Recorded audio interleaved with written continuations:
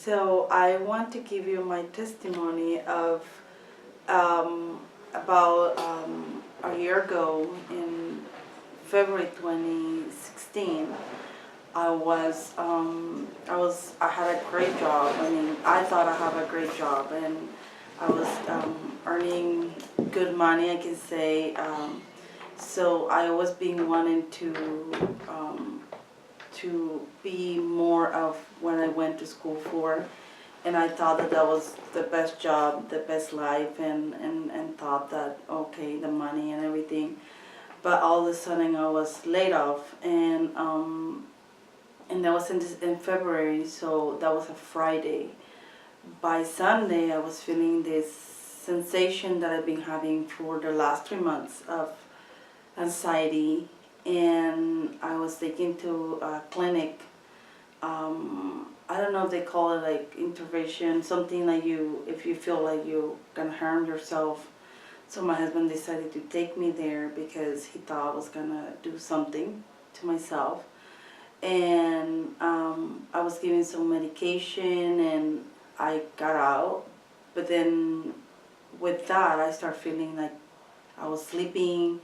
I couldn't get out of bed. I couldn't get out of in my feet, and it was just getting worse and worse, to the point that at some point I called Amanda and I said, I don't know what to do. I think I just want to die. I just want, and she started praying with me, and then I talked to Rocio with you, and it was, you invited me to this church where my faith was very, I think I have a breakdown in my faith because I was like, I can't believe that I don't have a job. And now I'm feeling this way. Why did you why God did this to me? Why? I mean, I have to be like that daughter with their father, like saying, why did you do this to me? I being a good girl, what happened? And I thought I was being, I think at some point I also felt that I put myself faith in a job, in the money, and so much of what Pastor Marco was saying, that you think that you're that person who you identify only with working, getting money, going home, sleeping, and everything else God is just flushing away. Like you start like putting away and away and away to the point that you just more materialistic. And I felt, I came Sunday and I remember I was just crying with Rocio and crying, and I really believed that I will never never, it was, for me was like I was in it's hard to describe a clinical depression, because it's not like you feel sad one day and then the next day, okay, I can take a pill and keep going. It's more of, I can't breathe. I feel like I'm seeing all my world around, but I don't see green. I see black. Everything is green, is black. Everything, I couldn't even be with my son.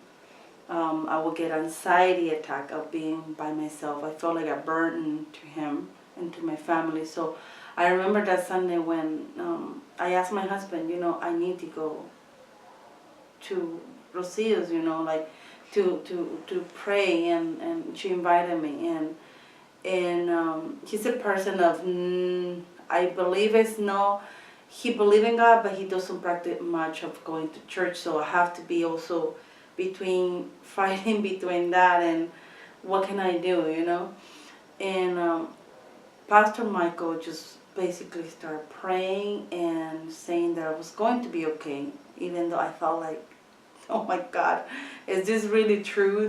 Because, and I basically, one of my biggest fear having a 7-year-old was that, what if something happened to me? What's gonna happen to him?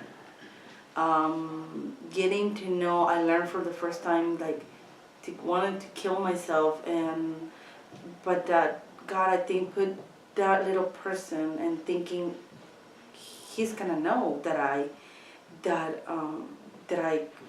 commit suicide, and it's gonna follow him for the rest of his life. So I asked Pastor Michael, and he said he's gonna be okay. We decided to move to Texas at that point and say, you know what, we're planning this for 5 years, and I think this is the time. There was something that was saying to me, you know, it's time to go. It's time to create that planning and go, because our plan was 2 more years when I was working in Nestle, I was going to to go there, but God had another plan, and it was hard for me. My sister, you know, was here, my mom was here, but I truly believe that God started putting little by little that sense of hope, trying to help me to fight the same time that I wasn't, my faith was kind of broken. And I remember one day I was just sitting and said, you know what, God, just, I'm all yours. I don't know how to, I mean, I was formerly a Catholic, and I'm in that process of becoming more in the Christian faith. And one of the things that I love is that no matter what, Pastor Michael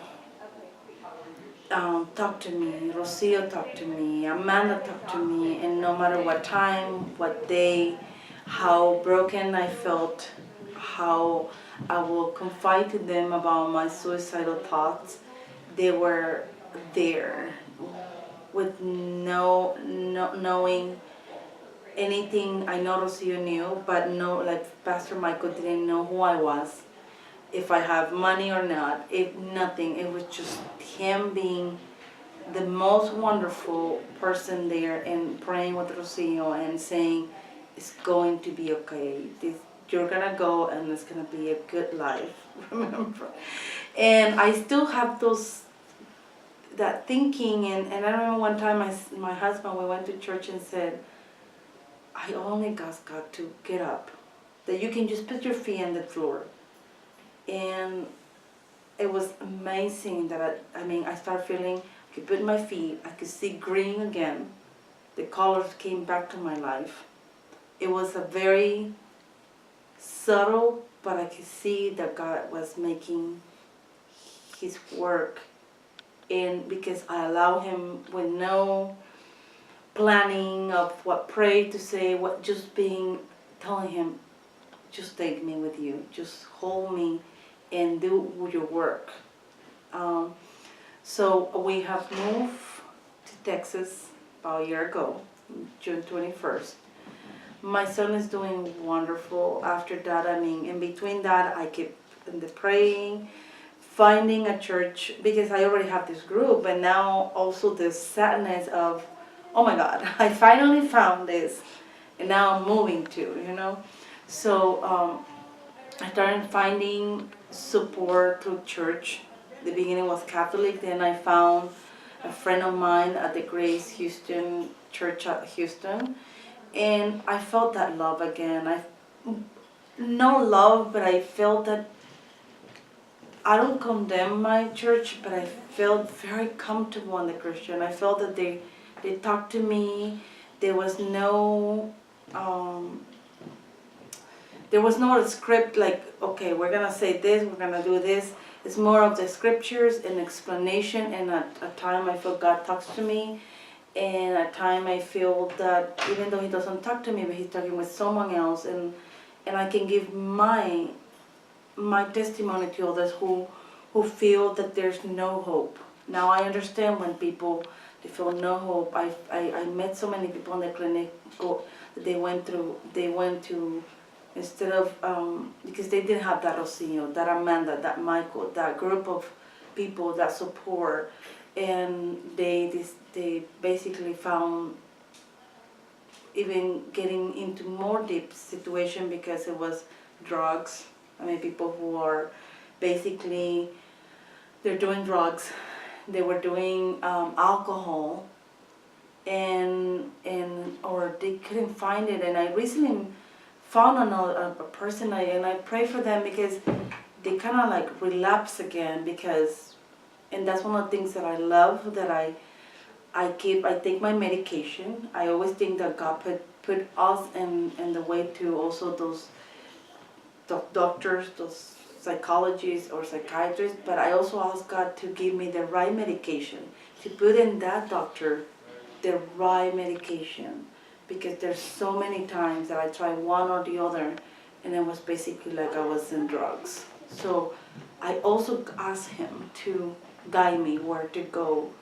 And now I got to Houston, I found a doctor, I have, my husband has been wonderful. I mean, that's another thing that I thank God, that my husband has to work, had to be for my son, be for me.